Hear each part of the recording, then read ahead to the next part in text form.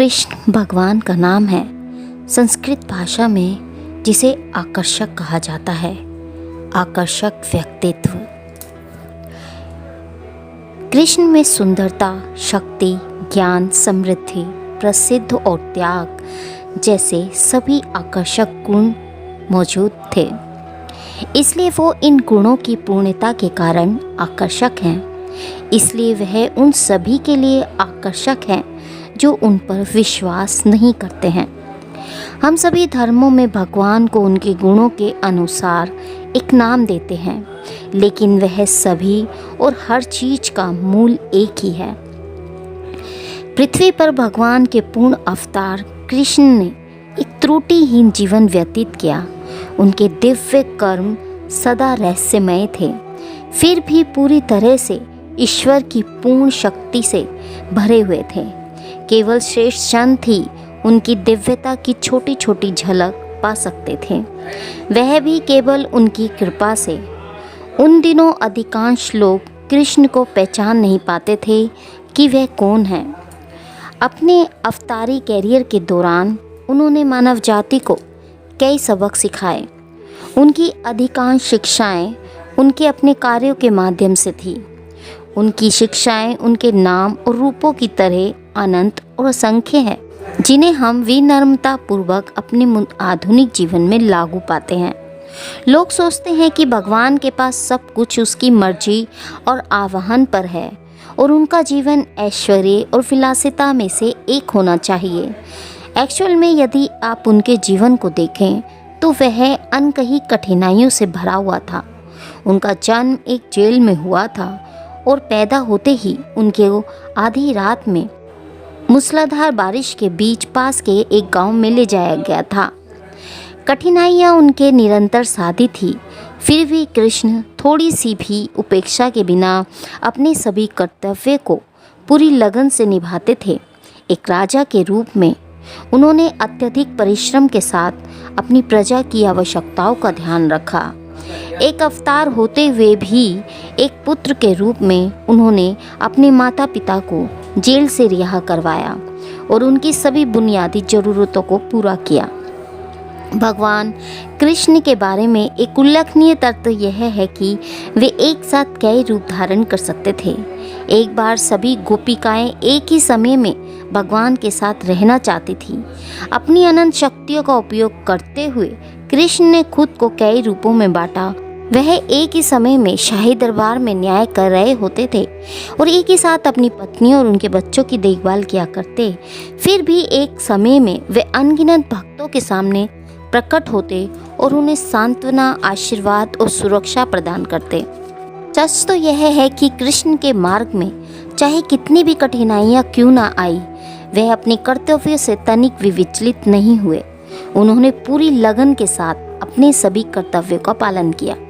उसी तरह दोस्तों, हमें अपने जीवन में अपने दैनिक कर्तव्य को अत्यंत समर्पण और भक्ति के साथ करना चाहिए। सभी अपने कार्य के परिणामों को स्वयं भगवान को अर्पित करते हुए एक बार कृष्ण के बचपन के मित्र सुदामा ने भगवान को उपहार के रूप में मुट्ठी भर चावल दिए। ये सुदामा इतने गरीब थे कि उनके पास सिर्फ एक मुट्ठी भर चावल के अलावा कुछ नहीं था। कृष्ण ने इस उपहार को सबसे बड़ी खुशी के साथ प्राप्त किया, मानो यह ब्रह्मांड का सबसे कीमती खजाना हो। बदले में भगवान ने सुदामा को अथाह धन दिया। जैसे ही सुदामा अपनी यात्रा से घर पहुँचे, उनका घर चमत्कारी रूप से सोने में बदल गया था और उनके घर में कीमती पत्थर, सोने के सिक्के और विभिन्न प्रकार की संपत्ति प्रवाहित हो रही थी। हमें अपने दैनिक जीवन में उदार होना चाहिए। हम खाली हाथ आते हैं और वैसे ही चले जाते हैं। हमारा हृदय मानवीय रूप से जितना संभव हो उतना उदार होना चाहिए।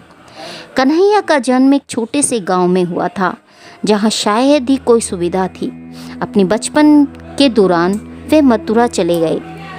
उन्हें राशि विलासिता की पेशकश की गई, फिर भी कृष्ण ने दोनों राज्यों में अपनी समानता बनाए रखी। खुशी या दुख में पीड़ित नहीं हुए। कृष्ण ने कभी अमीर गरीब का भेद नहीं किया। वे सभी के साथ समान व्यवहार करते थे और सभी के प्रति प्रेम रखते थे। हालांकि पूरी सृष्टि के भगवान कृष्ण सबसे विनम्र थे। वे हमेशा अपने माता पिता, गुरु और बड़ों का सम्मान किया करते थे और हमेशा उन्हें खुश रखने के लिए उत्सुक रहते थे। ब्रह्मांड के सभी देवता, शक्तियाँ, प्राणी भगवान की सेवा करने के लिए उत्सुक थी, लेकिन उन्होंने बिना किसी की सहायता के भी हमेशा अपना दैनिक कार्य स्वयं ही किया। इसके विपरीत उन्होंने दूसरों की सहायता करने का प्रयास किया। एक्चुअल में भगवान कृष्ण का प्रेम इतना शक्तिशाली और मोहक था कि जानवर जैसे गाय, पक्षी, ब्रह्मांड के सभी प्राणी भी प्रेम पूर्वक उनकी पुकार का जवाब देते थे। उनकी बांसुरी की पुकार से सभी प्राणी उनके चुंबकीय प्रेम की ओर आकर्षित होते थे। सभी प्राणियों से प्रेम करो, सभी को प्रेम करो, सभी को सेवा करो का प्रदर्शन कृष्ण द्वारा भी किया गया था। जब आप बिना शर्त प्यार करते हैं, अनकंडीशनल लव करते हैं, तो आपको बदले में प्यार जरूर मिलेगा। यह प्रकृति का नियम है। कृष्ण ने अर्जुन को अपने मित्र के रूप में, राधा को अपनी प्रेमी के रूप में और अर्जुन और उद्धव को साथी, विद्यार्थियों के रूप में स्वीकार किया।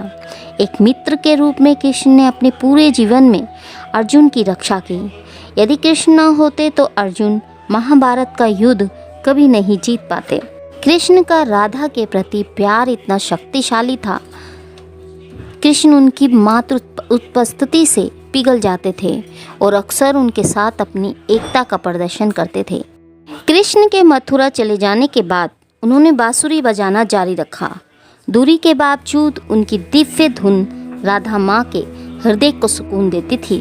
जब माता राधा ने अपना रूप त्याग दिया और भगवान में विलीन हो गई, तो कृष्ण ने अपनी बांसुरी बजाना बंद कर दिया।